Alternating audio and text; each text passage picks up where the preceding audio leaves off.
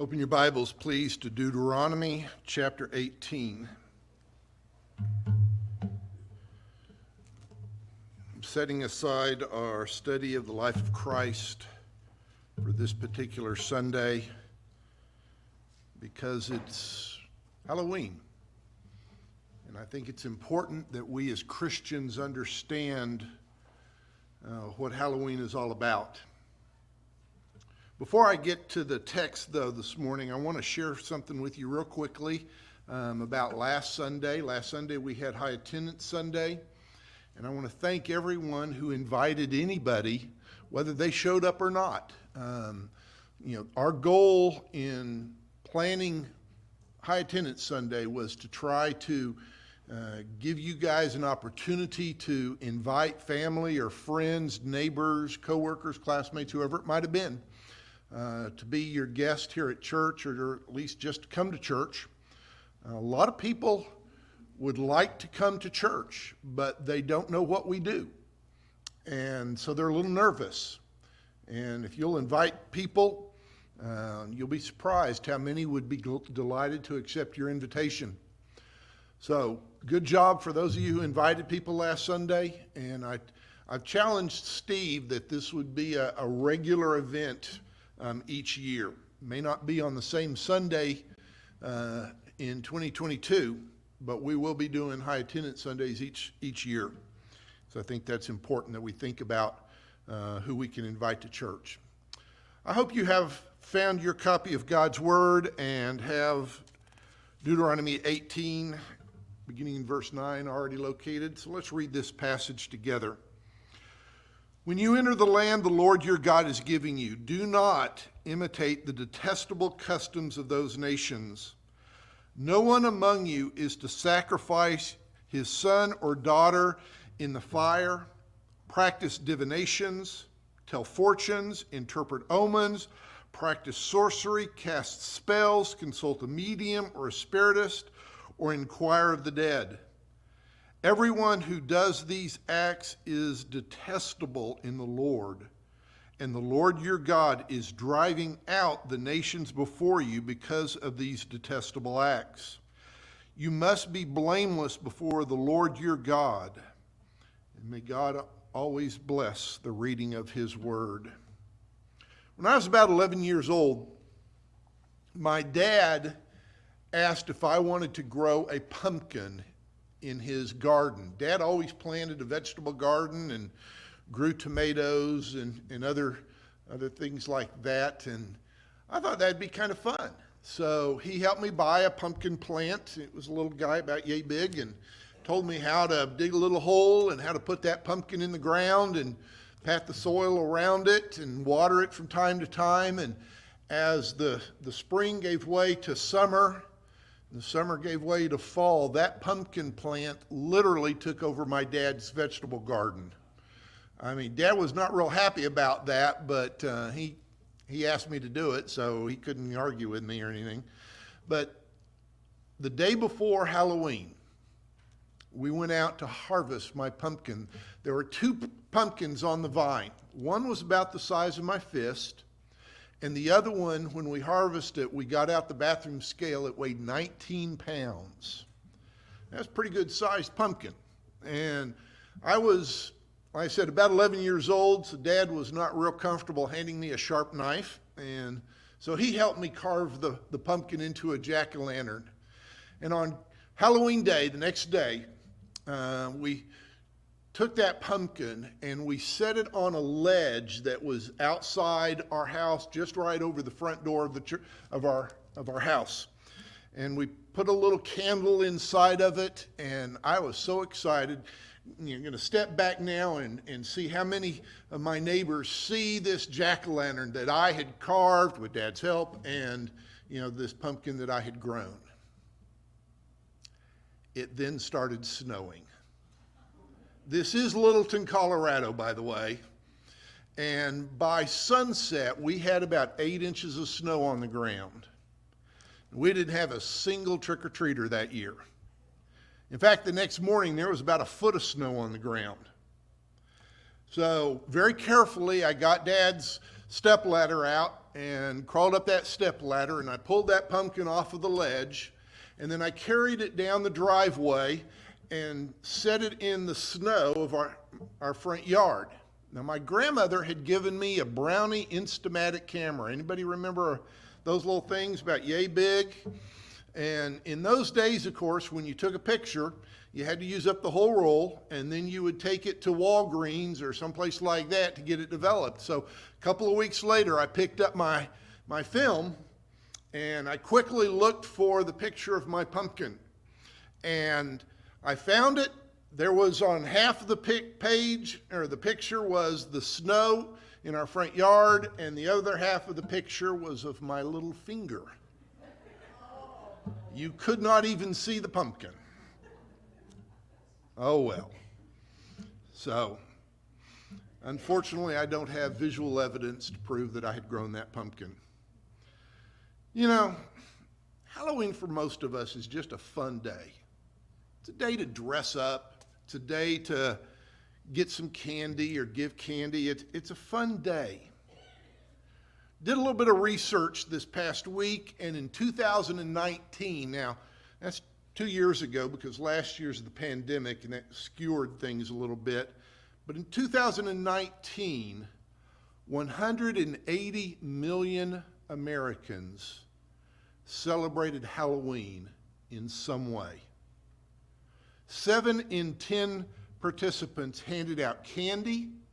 Half of the participants decorated their houses in some way or dressed up in costumes in some way. Americans spent $9 billion on Halloween 2 years ago. Halloween is the second biggest decorating holiday in the United States, second only to Christmas. If you drive down your street tonight or any time in the last couple of days, you probably have seen some of your neighbors who have decorated their front porch with orange lights, or maybe they've put out some sort of these inflatable things, you know, that people buy in their front yard, decorated for Halloween. Now, again, let's be honest, for most of us, Halloween's just a fun day.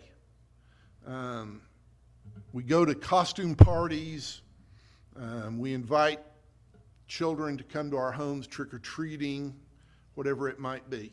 Now, my question to us this morning is this: is Halloween just an innocent day to have some fun, or is there something more to Halloween than just the candy and the costumes? Now, the ultimate question is this: can Christians be involved in Halloween? Should we ignore Halloween?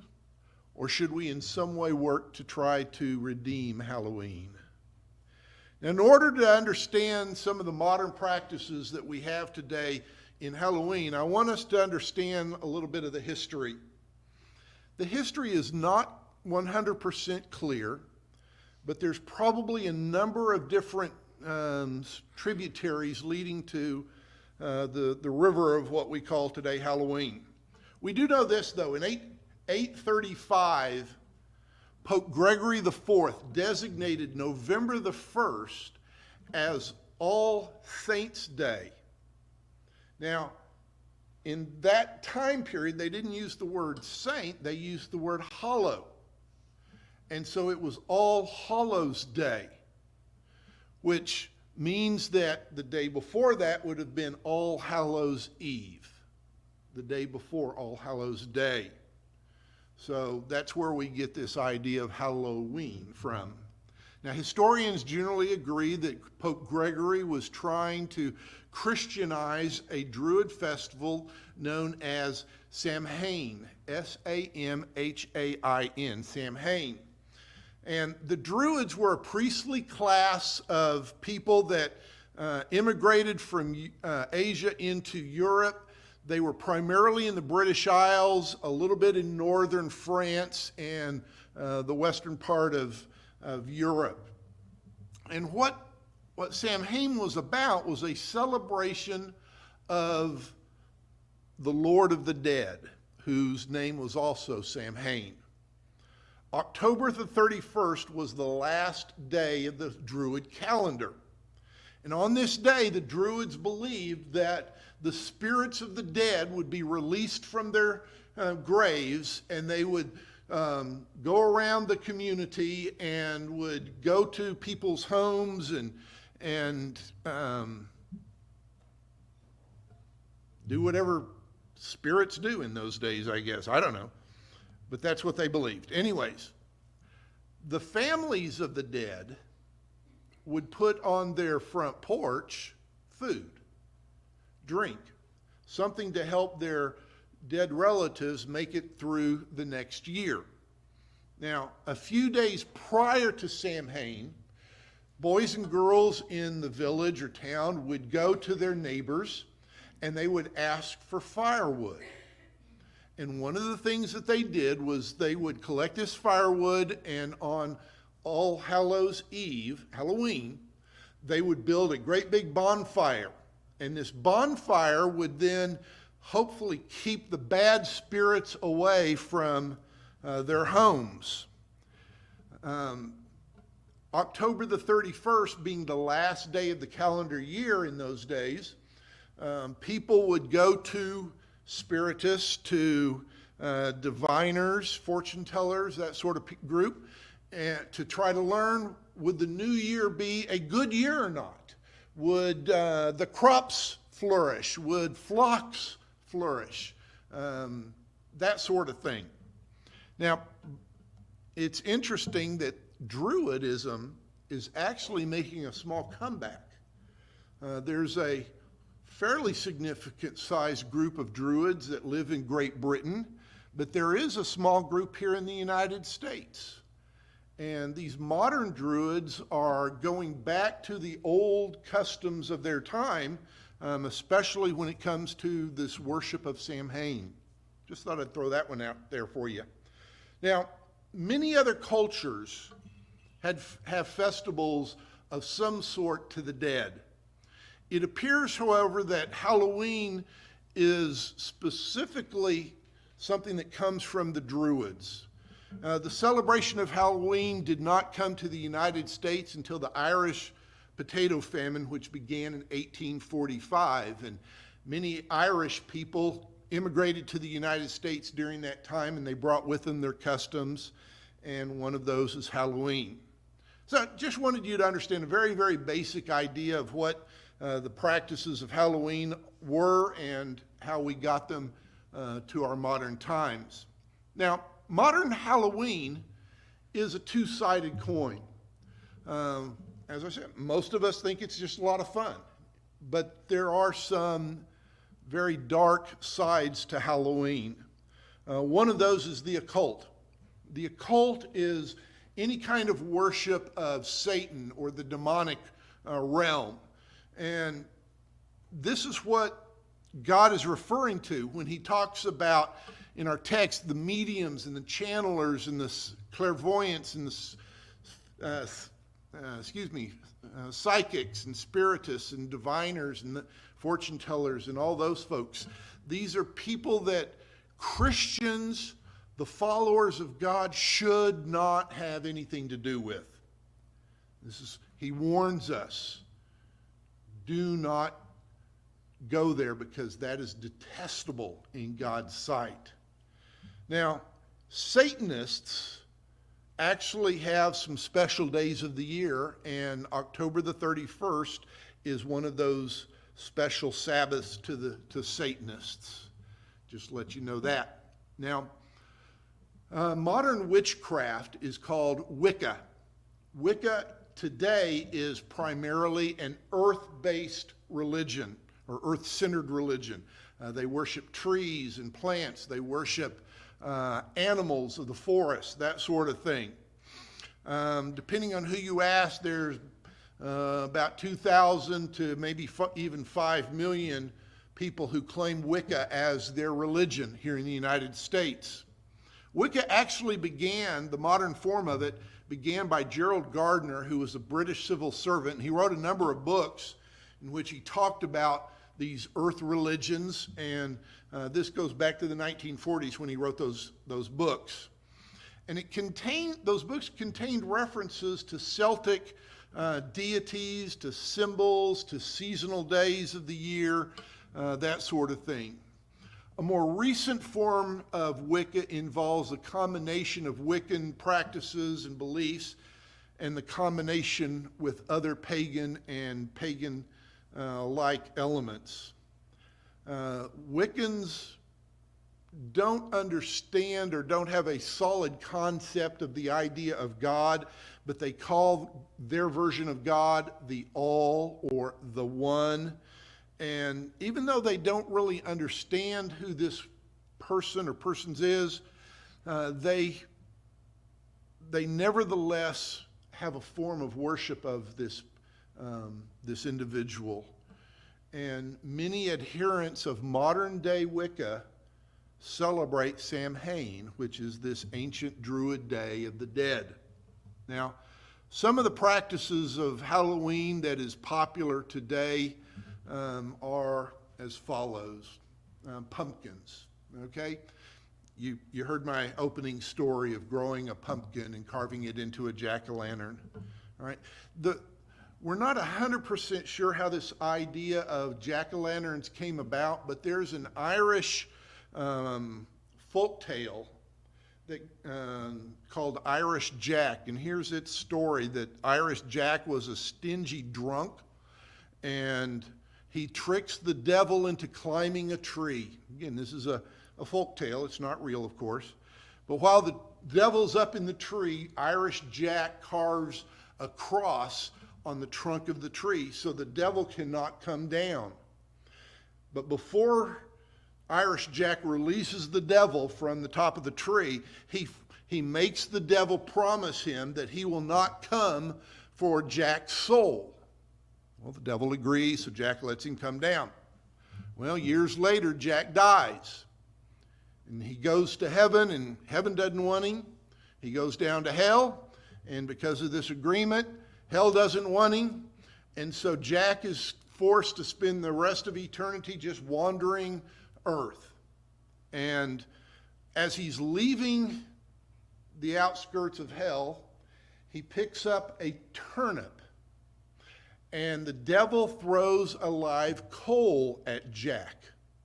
So Jack takes that live coal and puts it into the turnip and uses it as a lantern. Well, somewhere along the way, Jack realizes that a pumpkin is easier to put a candle into than a turnip, and so that's how we get the pumpkins turned into jack-o'-lanterns. Again, it's a silly story, it's a folk tale, but this is one of the ways that practices get started. Now, if you go to a store or a decorating store to buy some things for your house about Halloween, one of those things is going to be black cat. You know, everybody sells black, these silhouettes of black cats for decorations for Halloween. But did you know that if you were to go to the SPCA, they're not going to sell you a black cat if they have one around Halloween, because there's a lot of sick people out there in the world, friends, and black cats are tortured and even put to death around Halloween just for people's fun. There's some sickos out there, folks. So just understand that. Now, going door to door trick-or-treating seems to be the most fun for Halloween. And it may go back to the practice of the Druid children asking for the firewood. It could have something to do with families putting out food or water onto their front porch. But the point is that, we're not 100% sure where it came from. And the interesting part about it is when you trick or treat today, most people wear a mask, or most kids wear a mask, okay? Why? To hide their identity, okay? Now, I don't think the kids or most kids have intentions of doing harm, doing things that are bad, but that's what was happening, all right? Now, in light of these issues that I've just shared with you, I want to ask 3 questions. Number one, should Christians ignore Halloween? Should we just pretend it doesn't exist? Number two, can Christians participate in Halloween? Or number three, should Christians work to change Halloween? And I want to answer these three questions in this way. There are some Christians who say they're not going to have anything to do with Halloween. They're not going to have a party. They're not going to go to a party. They're not going to dress up. They're not going to pass out Halloween or candy. If anybody comes to their door, they won't answer it on Halloween. And if that's you, that's fine. There's nothing sinful in that. All right? If that's the way that you believe God's calling you to deal with Halloween, then you be obedient to what God's calling you to do. But I believe one thing is true. If that is the attitude of the church in general, it's not going to affect the world. The world could care less what we think. We have to offer an alternative. We have to do something that will compel those people who are practicing witchcraft, or they are dressing up like goblins or ghosts. We've got to give them a compelling reason why they should stop that practice and begin doing something else. Now, there's another way that we can deal with Halloween, and that is make a decision whether or not we're going to participate. And if we choose to participate in Halloween, whether it be our church's Harvest Festival tonight, or in your own homes tonight passing out candy as kids come to your house, how do you participate in it and still bring glory to God? Because as Christians, we should not and we must not behave like the world. So we cannot dress up like ghosts and goblins and things like that, because that's the way the world who does not know Jesus Christ dresses on Halloween. My point is this: if you want to participate in Halloween in some way, dress up in a way that glorifies God. Dress up in a way that's just fun. That we're having a good time this afternoon. And whether if you come dressed up, come as a Bible character, or come as a football player, or come as, somebody else, somebody famous. One of my favorite Susan, I'm going to pick on you, Susan Sinacropi. She came one Halloween with a black eye. Do you remember that, Susan? And I looked at her and I thought, what happened to you? And she says, she's a black-eyed Susan. I love that. You won the prize in my mind that year for Halloween for dressing up. Friends, that's fun. That's the attitude that we all ought to have.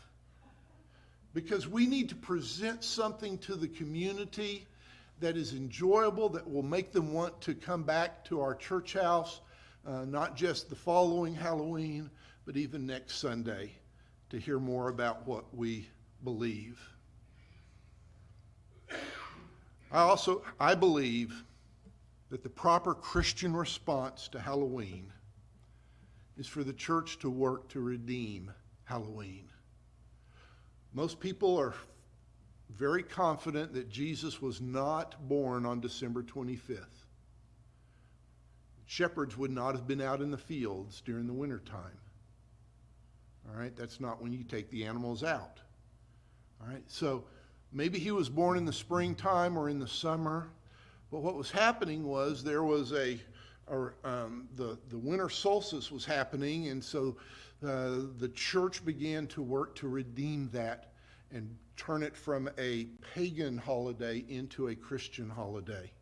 That's what I'm talking about with Halloween. Christmas trees can be traced back to the ancient belief that evergreen trees embodied powerful spirits. The custom of kissing someone under the mistletoe in the middle of winter has this idea that plant has some sexual potency to it.